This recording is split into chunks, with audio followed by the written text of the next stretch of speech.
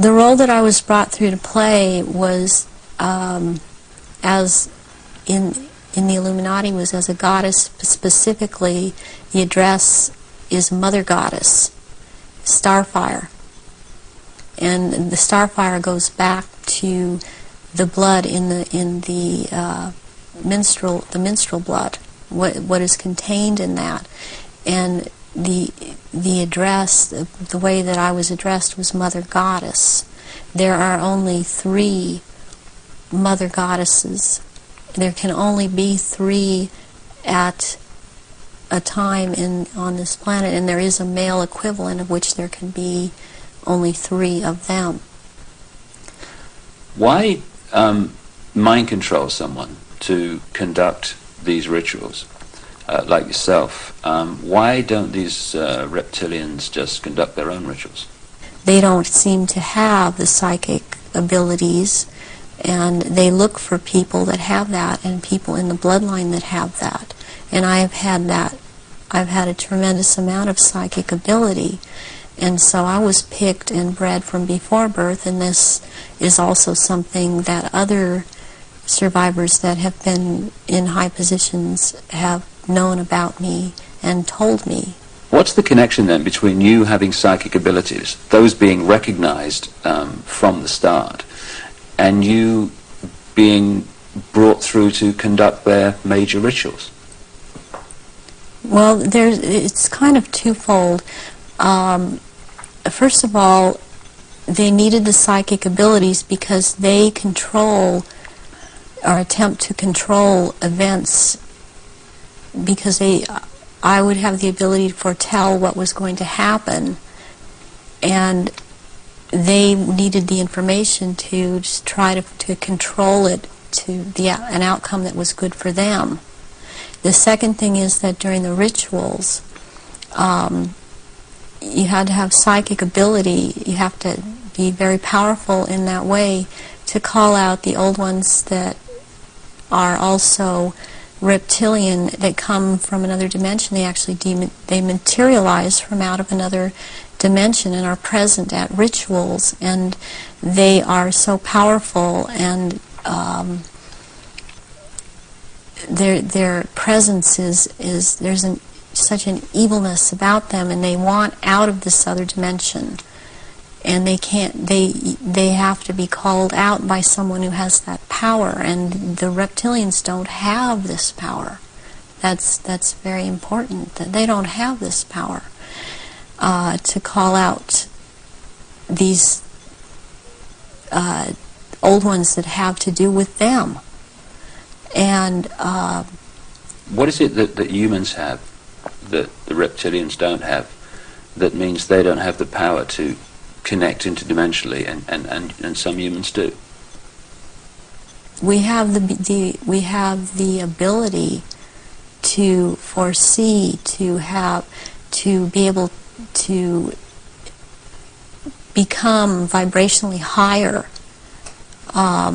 and see into those levels, go into those levels, and in fact, agencies use this. They call it remote viewing. Humans have the ability to go into the past, to go into the future, to go to other places, to astrally leave their body, astrally, and to see things that we've always had this ability, and it's like having the third eye, which they don't have. They don't have this ability. So during a ritual, these old ones are called out, and they are what Christianity would have called the demons. They are called out, and there is a circle that it has a hexagon in there, which is a powerful occultic symbol, and then there is a pentagram, and then there, in the middle of that, there is a triangle, and if you're the one calling them out, then you stand in the triangle so that you're not devoured or taken by these creatures that come out. That creates an energy field around you which they can't penetrate. They can't penetrate it, and they cannot get outside the pentagram. And they want out. They're always demanding to be let out. And so you have to be very powerful to keep them in line and to make them go back when it is time for them to go back. Why do the reptilians want to manifest these quote demons at the rituals? It brings power to the rituals. It brings power to them. They are told things by these entities, and they are encouraged to go on with what they're doing, and knowledge is imparted to them through these entities. But it takes a person with the ability to bring them out and make them answer, because they don't want to cooperate. They have to cooperate when the right person has control over them.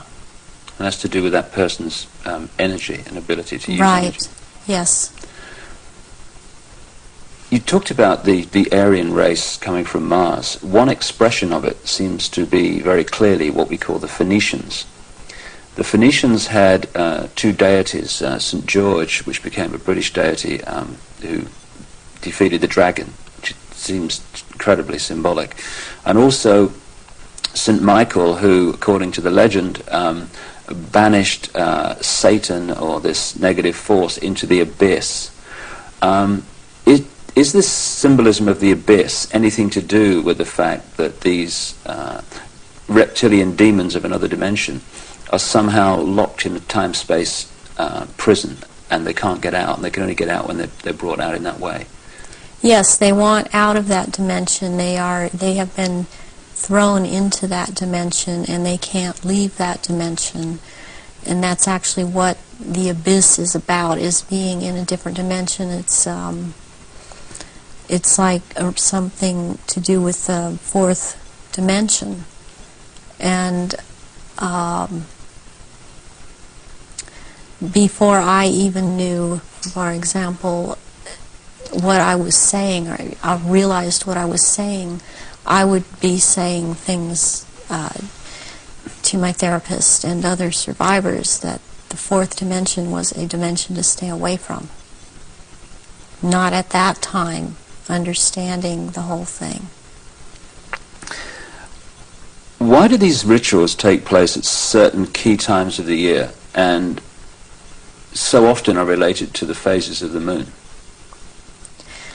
Because the moon has an influence on this planet, and also the sun. These also take place during different things that go on with the sun, but the moon it's kind of a really very cyclical thing with the moon. And it takes place on full moons, new moons. It has to do with the current religion, or what they're using, the Druid religion that they've taken and used. They still hold on to the Egyptology type of religion. They hold on to the Druidism, though, and they're currently calling themselves Druidic or Druid. And Druidism is tied in with the cycles of the moon, on which it has to do with planting, sowing, and harvesting. And there are so many days that they can use from this to their own purpose and their own end, that they bring it about. There's a lot of ritualization with Druidism, and they love ritualization. So take us through one of these rituals that you conducted at the highest level of this global brotherhood. What would happen? There were people that were bred from birth. They were bred to be ritual sacrifices. I